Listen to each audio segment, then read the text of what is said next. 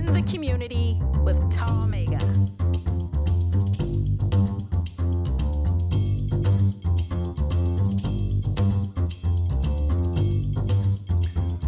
Welcome to In the Community with Tall Mega. My name is Carol White. I am the chair of the Connections Committee of Tall Mega Chapter of Alpha Kappa Alpha. The reason I wanted to produce this video was based on my observations during my tenure as the first female executive director of the New York State Black and Puerto Rican Legislative Caucus. I observed that the female members of the caucus, who are members of the New York State Senate and Assembly, had a markedly different leadership style than their male counterparts. They had a collaborative leadership style, which meant that they were less ego-driven and more goal-oriented, qualities that helped in getting things done. For this reason, I really want to encourage more women to run for elected office. Given the daily headlines of corrupt elected officials, it is clear that we need to recruit more ethical candidates.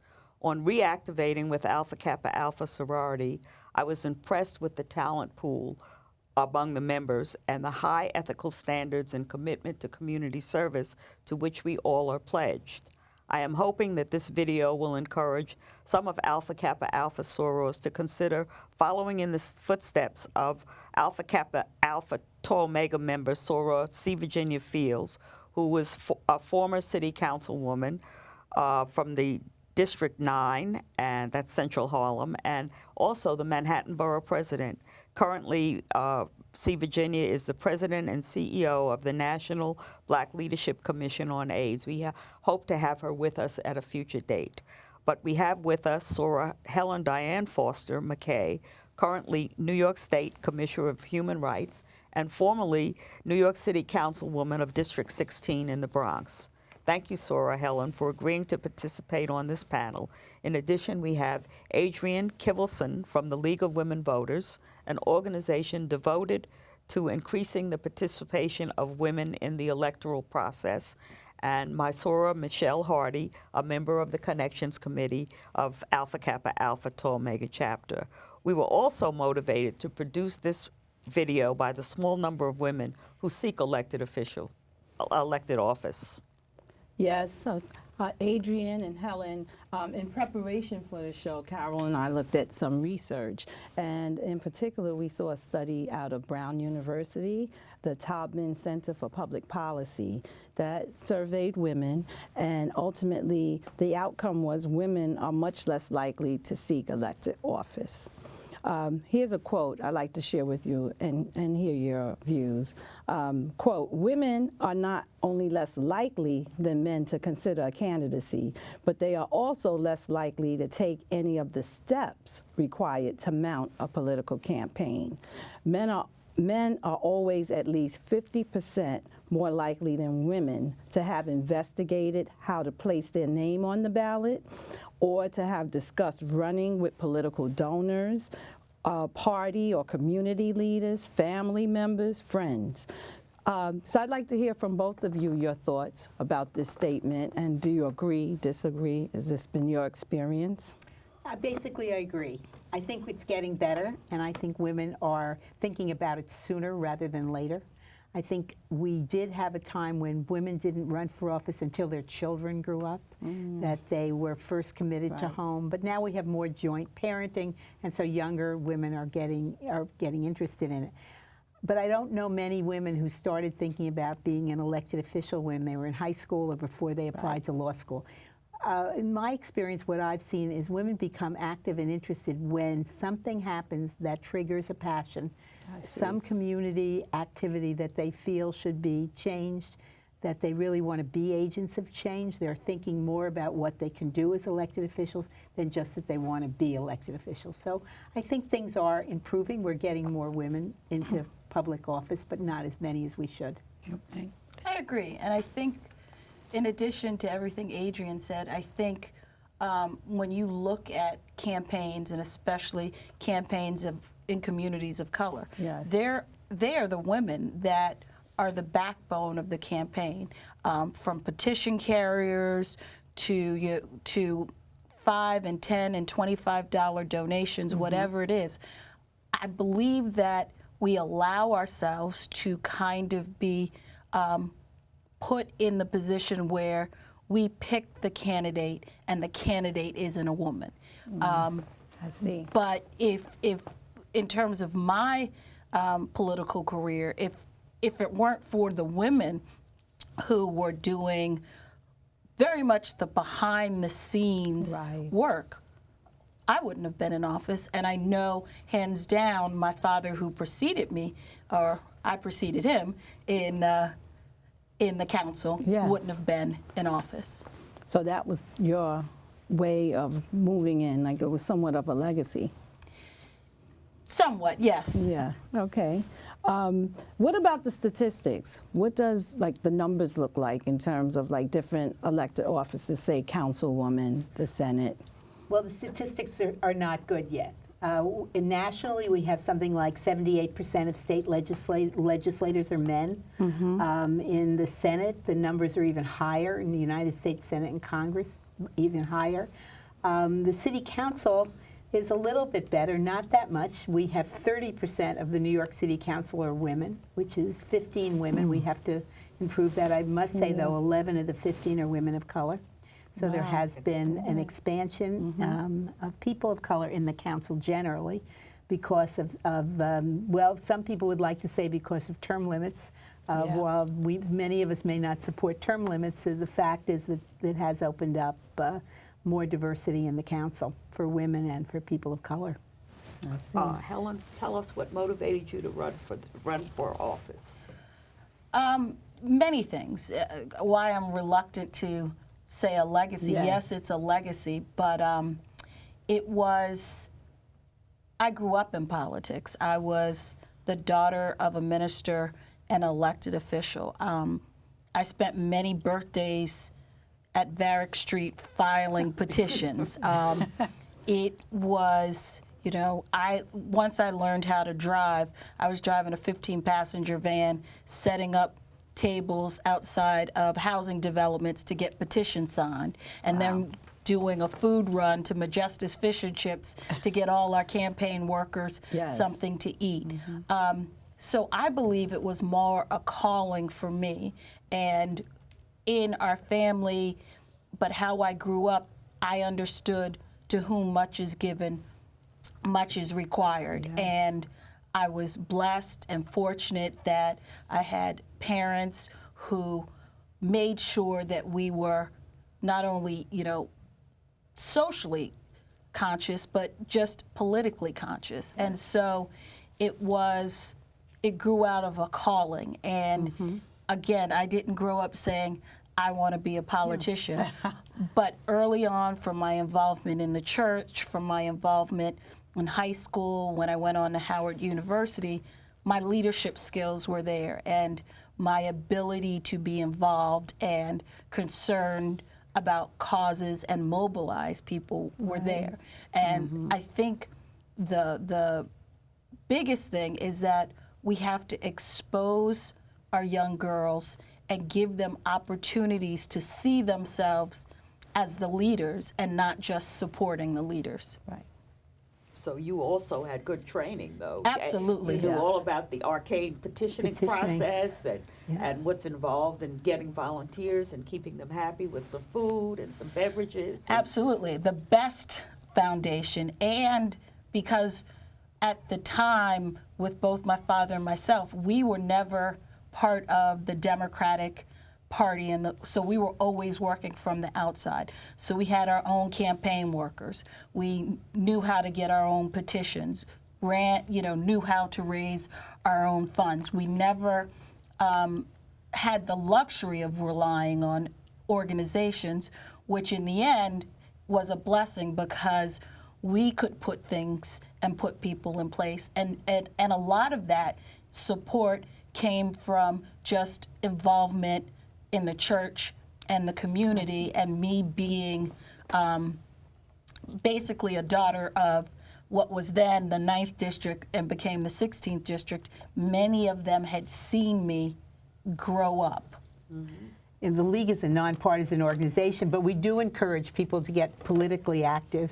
And we think that in a community, one of the resources could be the political club. At least it exposes young people to the political activities, particularly when you have to do things like fill out all of the filing forms. We are not a good state in terms of making it easy for people to run for office. And so exposure to that is really helpful in learning how to run for office. So if you don't have your own family or your own organization which has a political background, getting involved in community organizations and even political clubs in your community is a good place to start. It's Absolutely, usually much yes. easier to run if you're affiliated with a party, because they bring resources and people to carry petitions, dollars to help you with your campaign material.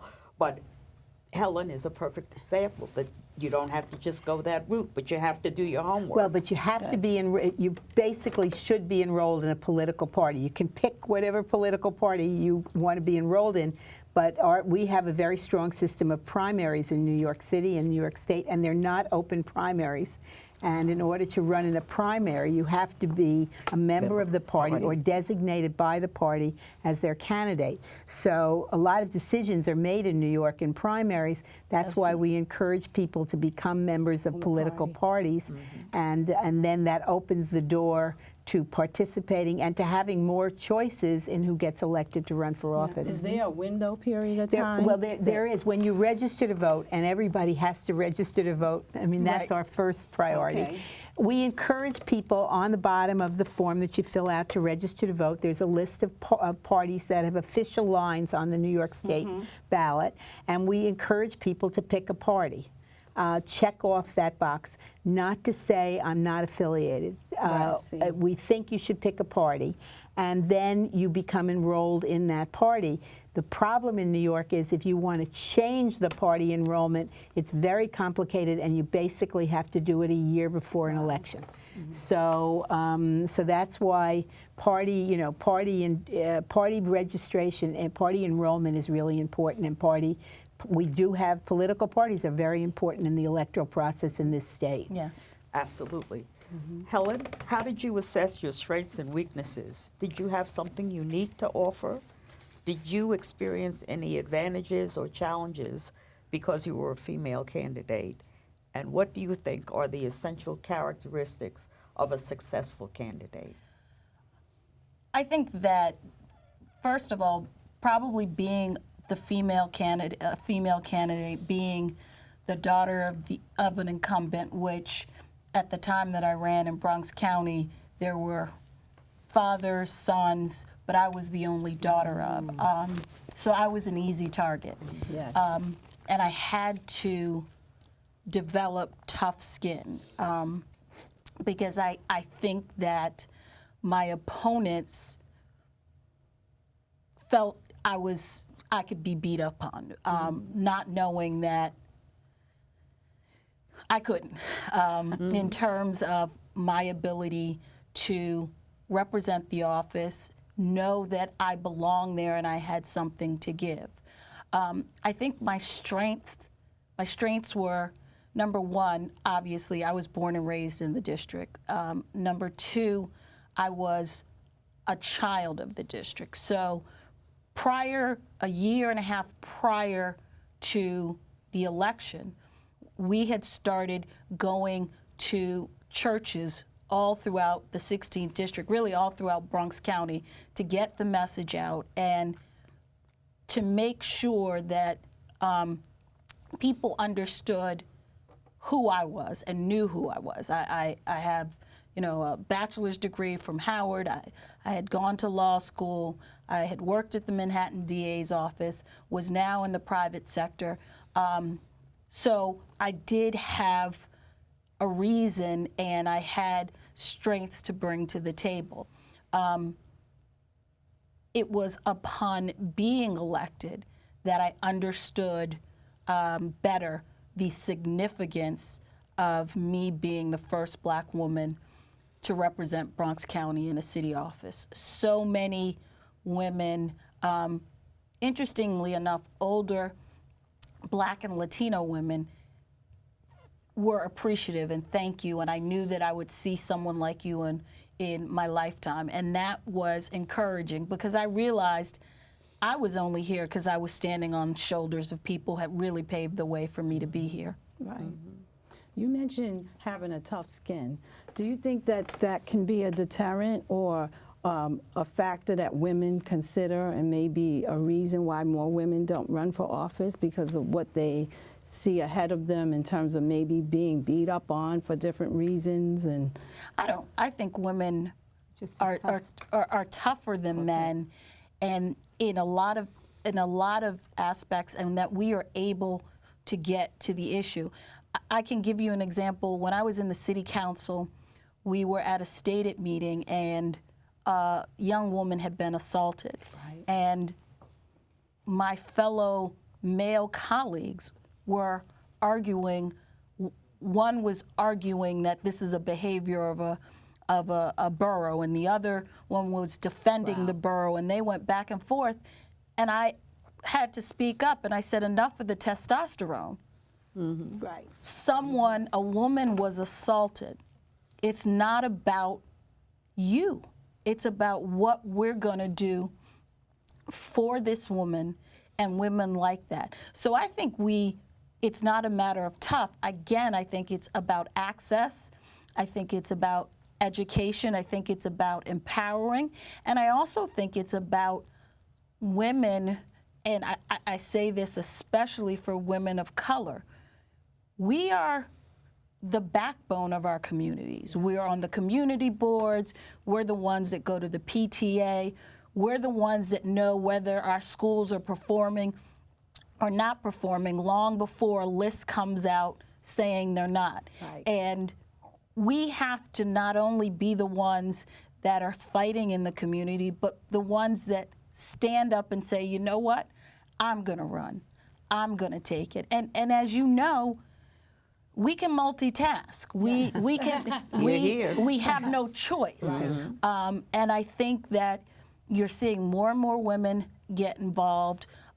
We are starting to talk and raise our girls both in the middle school and in high school, get involved, run for class president. Right. And as to Adrienne's point, we are going to start seeing more girls not necessarily saying, ooh, I want to be in politics, but ooh, I want to make change.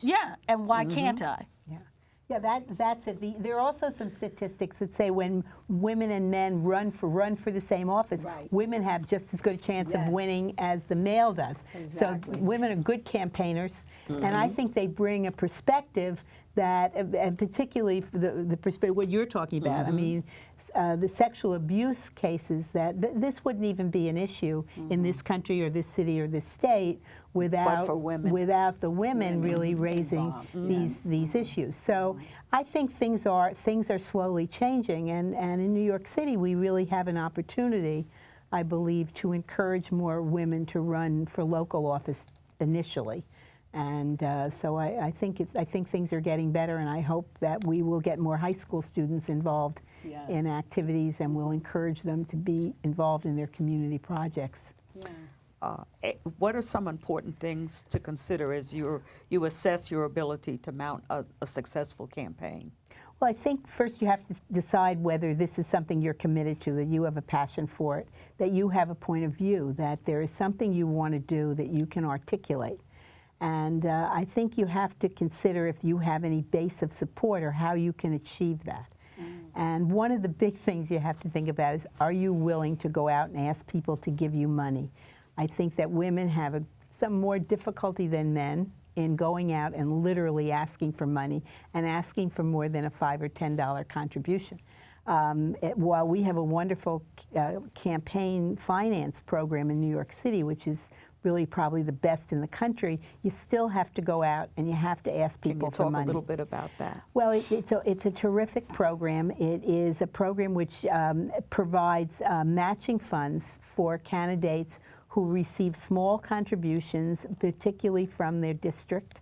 And if you participate in the program and you limit your expenditures, because it's trying to bring down the level of expenditures in campaigns, And we don't allow corporations to contribute to campaigns in New York, and we don't involve limited liability corporations in New York City.